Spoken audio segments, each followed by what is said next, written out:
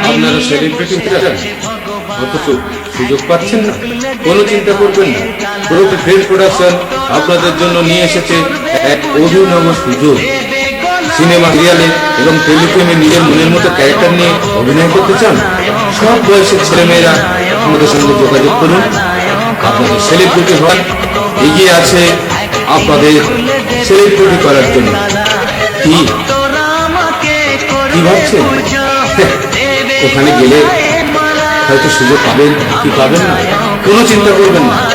একমাত্র ব্র্যান্ড পেয়ে আপনাদের অভিনয় করার সুযোগ করে দেবে এবং সেলিব্রিটি হওয়ার সুযোগ তৈরি করে দেবে। আর এই প্রভাবিক প্রোডাকশন আপনার সেলিব্রিটি হওয়ার জন্য সর্বদাই আপনাদের সঙ্গে আছে এবং সঙ্গে থাকবে। আমাদের মোবাইল নাম্বার 9609309523।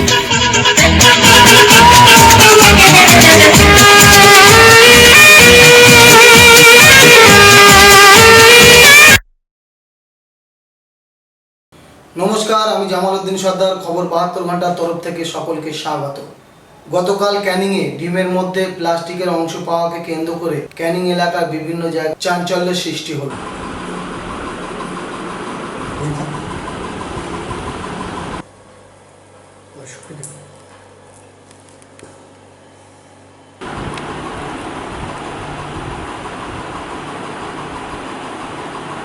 পৌনে 10টার সময় আমার ছেলেকে যখন আমি ডিমটা ভেজে দিই, ওই তখনই ডিমের মধ্যে সাদা অংশটা দেখতে পাই।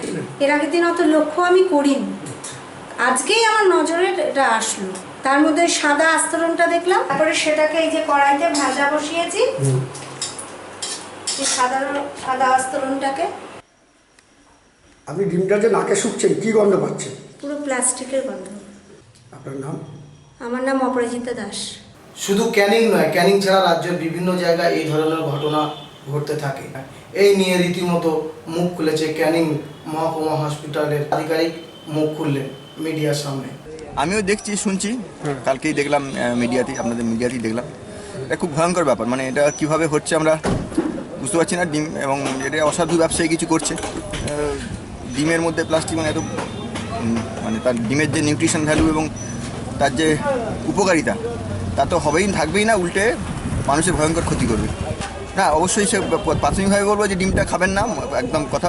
ওইরকম ডিম এবং আমাদের নিজেরা প্রোটেকশান নিন, ওইরকম ডিম খাবেন না। এবং এরকম কিছু বেরোলে আমাদের স্বাস্থ্য দপ্তরে, আমাদের এসএমওইচের দপ্তরে এবং ডিএমওইচের দপ্তরে রিপোর্ট করুন সঙ্গে সঙ্গে।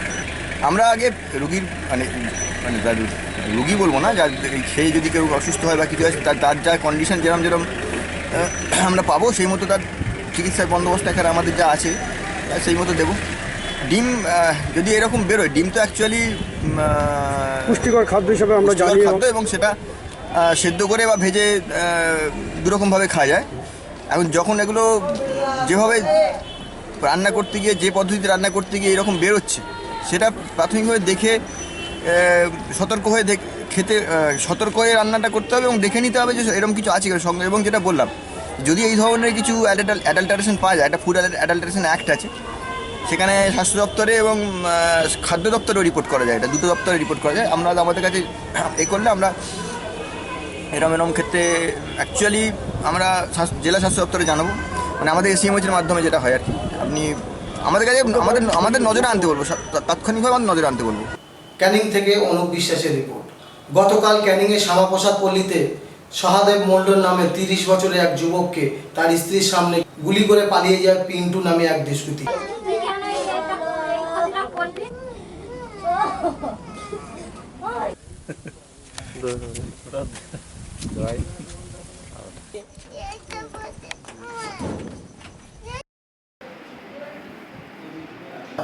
সেই গুলিবিদ্ধ অবস্থায় ঘটনাস্থলে যখন পড়ে থাকা পিন্টু সেখান থেকে পালিয়ে যায়।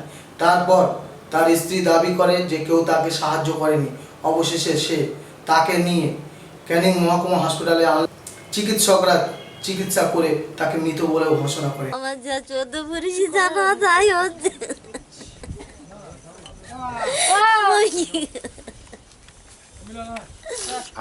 আপনার সামনে ঘটনাটা ঘটেছিল?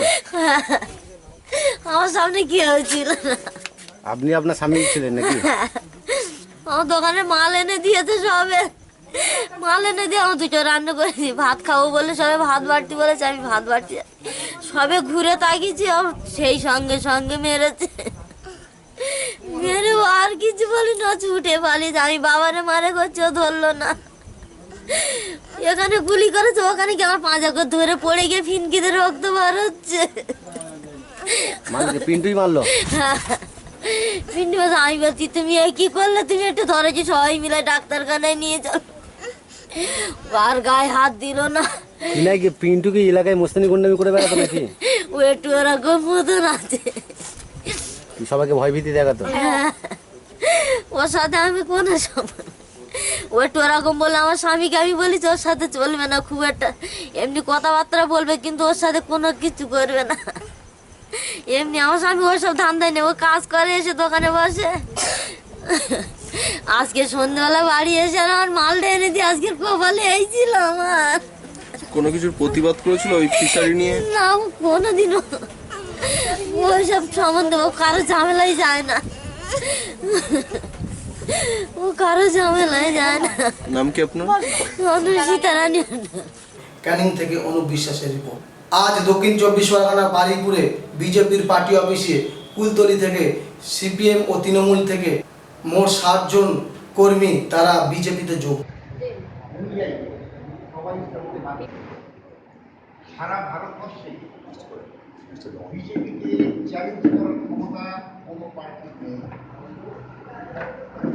যত প্রদেশ আছে, প্রদেশ আছে, তার বেশিরভাগ জায়গায় আমি বোঝাবার জন্য আপনাদের বলছি, সারা ভারতবর্ষের পার্লামেন্টে আমাদের সদস্যের যে 283 জন,